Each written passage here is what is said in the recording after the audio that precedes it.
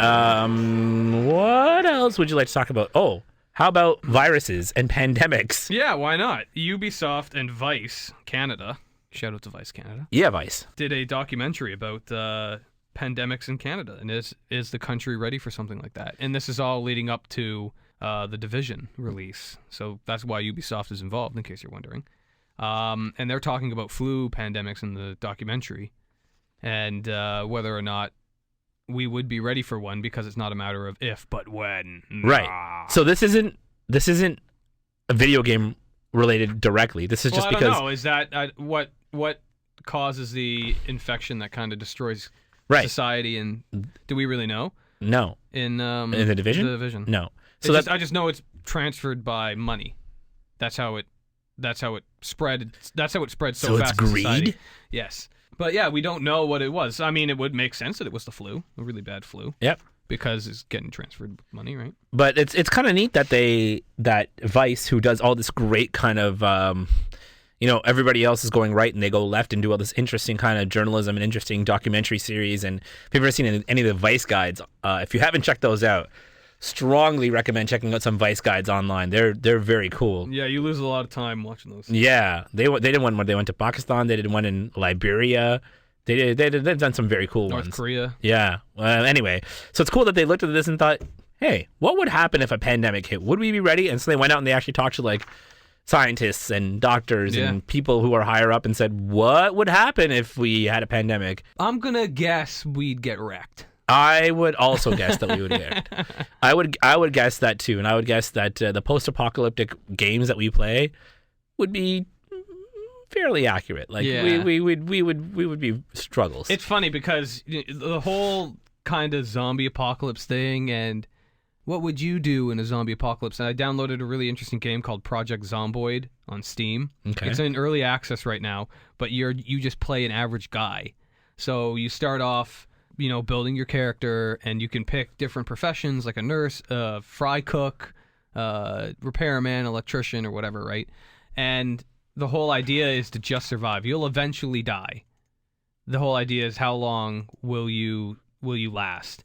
And I mean, after a while, the water gets you're supposed to start off as soon as the zombie apocalypse starts, right? Right. So you start in a house. There could be zombies in the house. You don't know. They can break windows. You can board up windows. You can use the tap to get water. You've got a fridge. Sometimes we'll have food in it.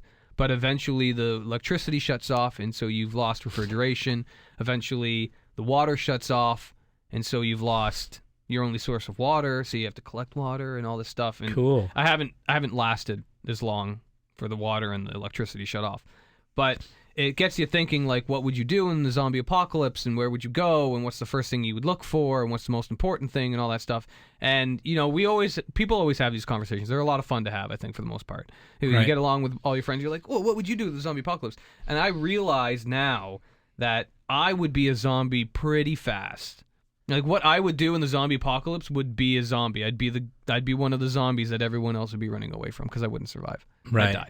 I'd die. Yeah, I think it's safe to say that I wouldn't. Oh, I wouldn't last very long. I absolutely. The idea of an apocalypse like that. I think I told the story on the air a couple weeks ago, or like sometime in December, just before the Christmas break. Yeah, I lost my voice. My voice got all scratchy, and I could barely get like any sort of audible tones out. And so obviously I couldn't work because of what we talked about earlier, where your voice is necessary in the radio business. I quickly realized that if a zombie apocalypse ever hit, I would be totally useless because I have zero real-world skills. No, I know. We're journalists. Yeah, I'm not. There's no need.